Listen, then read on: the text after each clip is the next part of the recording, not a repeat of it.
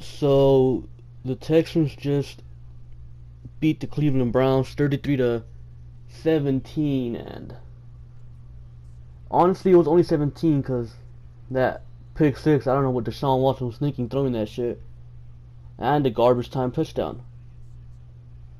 The score was 33-17, and I'm pretty sure I predicted 35-13. I think that's what it was. Maybe it was 35-17. So I was around there, around that range.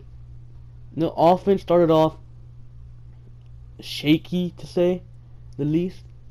Deshaun Watson was struggling against the blitz. They kept blitzing him, but he later picked it up and started playing like his usual self. Even though this was a down game for him,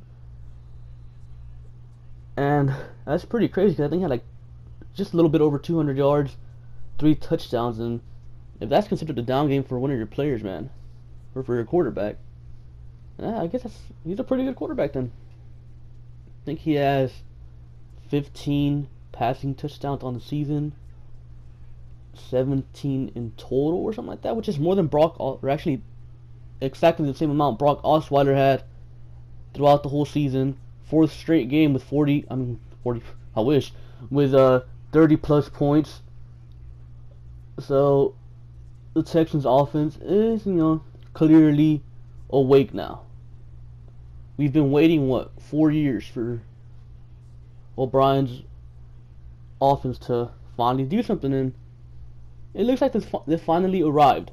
I think 4 games, consecutive games of good offensive performances. I think that means you're legit no matter who you're playing. So the defense started off really, really slow, similar to how they've done in the past. And I thought it was going to be a shootout game because at first it looked like our defense couldn't stop shit. But then I want to say it was on the Browns' third drive, Johnathan Joseph got a pick six. And that's funny because a lot of people are saying, oh, trade Joseph and stuff like that. But Joseph is our best corner. It's not even close. He's our only competent corner. He's still a good corner even at the age of 33. So I don't know where that talk is coming from. So yep, Joseph gets a pick six and the defense wakes up. That's all they needed. All the defense needs is a big play. And it's funny because the Browns are probably the second best offensive line we've played this season, and they actually got pressure. The defensive front. How funny is that? JJ and Merciless go out, and for the first time probably all season, our front seven actually got pressure. And I think Vrabel is getting better, or especially better than last week. But I mean, the Browns literally have no weapons, so that can account for it. So I'm not too sure about Vrabel yet, but this was indeed a better game than he's called the previous for all the games in the season because they're all pretty bad. So he did pretty good. Offensive line, pretty shaky. Deshaun Watson got sacked like 3 times. One of them was because of him. He almost got sacked for a safety, but that was his fault. So, and of course, Lamar Miller had himself a pretty quiet day running. Foreman, besides that long ass run for I want to say 39 yards, he was also pretty quiet. So it's kind of obvious what the Browns were trying to do. They were trying to make Deshaun Watson beat them with his arm, and that's what happened. Deshaun Watson was able to win the game, and of course Will Fuller had another touchdown, so pretty long one too. So Will Fuller is legit. He's legit. He's changed my opinion on him because I used to hate him. Pretty sure you guys know that, but now the guy, man, I think he has like 9 receptions and 5 of them are touchdowns. So, or 7 receptions, 5 of them are touchdowns. Something crazy like that. And in typical Florida fashion, we haven't seen this in a while though, but he dropped a wide open, well, pretty much wide open pass, long ass pass that would have indeed been a touchdown, I'm pretty sure. Now the secondary. The secondary I thought played a pretty good game, especially Johnathan Joseph. Johnathan Joseph with the 2 interceptions. And Kareem Jackson, you know, had a few key tackles, and our newly signed corner, I want to say his name's Marcus Williams, number 40. You know, he played decently, better than Jonathan Banks ever did.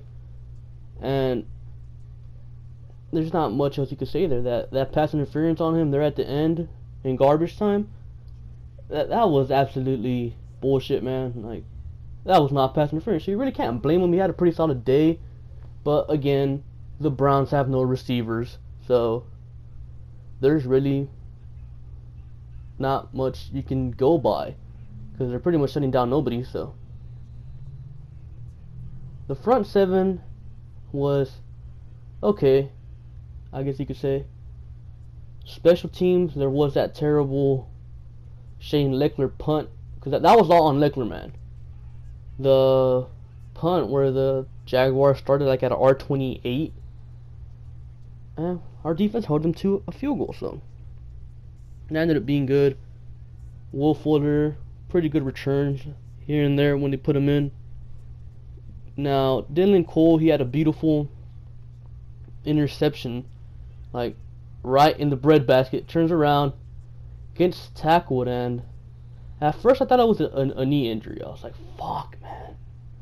But then it came out that it's a hamstring injury, and hamstring injuries are really tricky, man, because a hamstring injury could just be, you know, a little minor injury. He could like play next week if he wants, but it could also be really bad to the point where he's out for the season. So we don't know the severity of it yet, so that's kind of a mystery right now. Nobody really knows until probably tomorrow.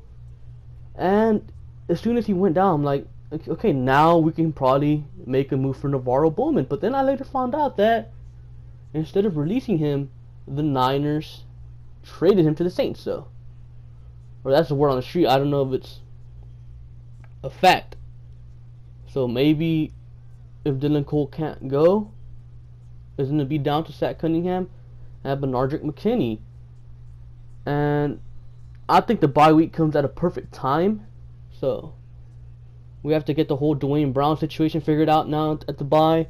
We get Kevin Johnson back. Hopefully get some players healthy and get ready to go. So good win for the Texans as expected.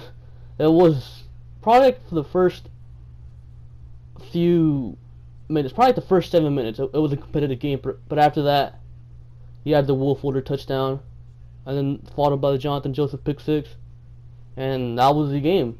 So now the Jacksonville Jaguars are currently playing the Rams, and the score is like 17-14. So hopefully the Rams are able to pull that one off. And then tomorrow, Monday night, the Colts and the Titans play. So there's a possibility that there's going to be a three-way tie at the end of the week, the top spot in the AFC South. And my guess is going to be the Colts beat the Titans, because for some reason the Titans can't beat the Colts. So even though it is rumored Mariota's playing, but you know, enough about them. The Texans are 3-3 going into the bye week, exactly where I had them, but the losses are a bit mixed up. I was predicting a win versus Jacksonville, a loss versus Cincinnati, a loss versus New England, a win versus Tennessee, a loss versus Kansas City, and a win against Cleveland.